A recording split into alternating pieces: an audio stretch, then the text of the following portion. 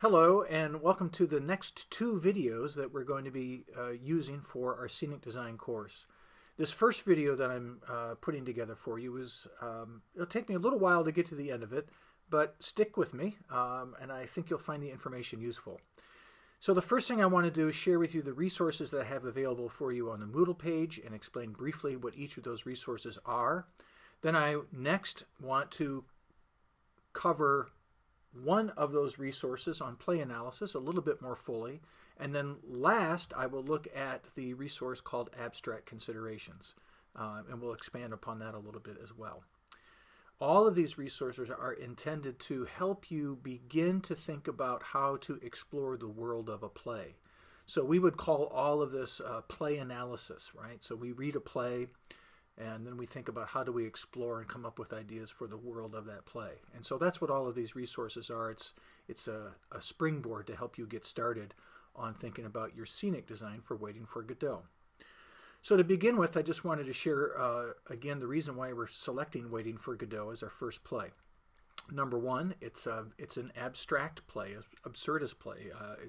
There's a lot of places that we can go and choose to go in thinking about the world of this particular play. Secondly, it's a unit set, so we don't need to go to a subway station or a hospital room or a bedroom. We are always in the same location for the entire play, and sometimes that's a useful exercise, especially for a beginning scenic designer, to think about only thinking about creating the one world rather than multiple scenes and places. The third thing, which I hadn't shared before, but I think is an interesting fact, is that Kalamazoo College was the very first play in the nation to produce Waiting for Godot. And so we're proud of that, and we're proud to be able to kind of keep that play as part of our history at the college. All right, so let me first go to the Moodle site and just share the 4 resources that I have available for you. All labeled play analysis. So there's play analysis, the world of the play. I'm going to explore that one just a little bit with you in this video. There's play analysis, the technical viewpoint. There's play analysis, script analysis, and play analysis, abstract questions. The play analysis, the technical viewpoint, that's the second resource, is very long, but some of you who are, might really like to delve into getting into the nitty-gritty of the world of the play will find some of those resources in that useful. Truthfully, I don't use them personally. The resources that I use personally and the most are the abstract questions, which I'll end the video with, but you may find some information in there that would be helpful to you. The play analysis, script analysis, that is a way in which a director reading a play might use techniques or tools to think about how to prepare actors for rehearsal. So we will not use any of those resources as part of the scenic design course, but I wanted to share them with you, at least make them available to you, so that you can think about how different members of the production team and the production environment might explore and think about ideas for reading a script and reading a play. And so the script analysis rehearsal resource for you is, if I were a director and I were working on a play, this is one way in which I might think about how to explore that world of the play with my actors and get some of those ideas on their feet in the rehearsal process. Again, we won't use that for scenic design, but I think it's useful information, especially since we don't have a textbook for the class. And so all of these resources is really your online textbook. So let me rewind just briefly back to that first resource, play analysis, the world of the play. I always share in my lighting design classes that there's 3 things that we need to know for every single light cue. We need to know where we are, we need to know when we are, and we need to know how we are, right? Lighting should always answer all 3 of those questions all of the time. We should always know where, when, and how we are. Scenic design actually needs to answer the same questions, but we can explore those questions in a few other ways. And so the first resource that I have for you, the play analysis, the world of the play, does that. So that resource is broken up by action, right?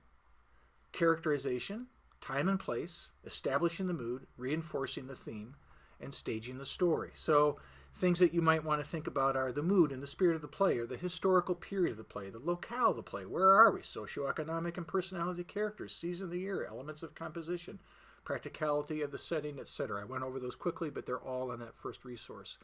So that very first resource play analysis, I think, is a helpful way to think about all of the things that we need to explore as a scenic designer. However, I'd like to spend the rest of my time with the fourth resource. This is the one that I use. This is the one that I teach. This is the one that I think is most valuable in thinking about being a young scenic designer and exploring the world of a play. And it's something that I actually use quite a bit with directors when I'm exploring the world of a play and a scenic design. So that fourth resource is called Play Analysis Abstract Questions. I printed it out here on my desktop, and I'm just going to share a few of the things with you. All right, so the first thing is, what are abstract questions? Well, abstract questions are ways that we can think more globally, more thoughtfully about the world of the play. So rather than worrying about, is there a sofa, is there a door, do I need a window, is there a moon hanging outside, or something like that, it gets us to think about really like, what's this play feel like? So I'm going to ask some of these questions, and you're going to answer the top part of this. You're going to need to answer and turn in as part of your assignment for your Waiting for Godot scenic design. So if I had to pick a place to produce this play, where would we pick it? Could it be in someone's garage? Could it be in a restroom? Could it be in a cafeteria? Et cetera, et cetera.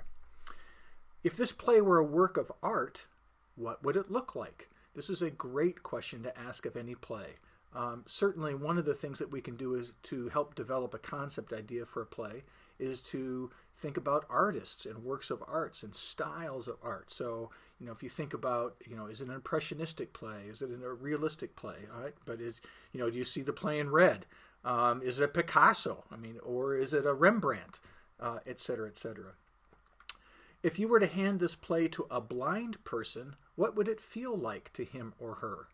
Again, we would go over these questions as a group in class, and it's always interesting to think about, just experience all of the different answers. What would this play sound like? What instrument might play it best? Could you sing me a bar or two, or could you play a song for me using an instrument or instruments of this particular play? If this play were wearing apparel, what would it look like? Who might wear it? If this play were a box and I jumped on it, what would happen? If this play were a person and I met them on the street, would I like them? Why? What would this play taste like if I were to eat it? Etc. Right? So these are ways, these are ways that we get to think really thoughtfully about the world of the play. If this play were a box and I jumped on it, what would happen? If I met this play as a person on the street, would I like them, or would I not like them?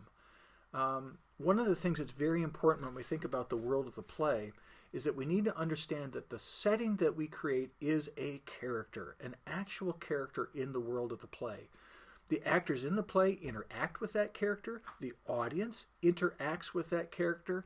And so we need to think thoughtfully about, is it a character that we like? Is it a character that we don't like? Is the ground plan set up to create circles? Or is the ground plan set up to create linear lines?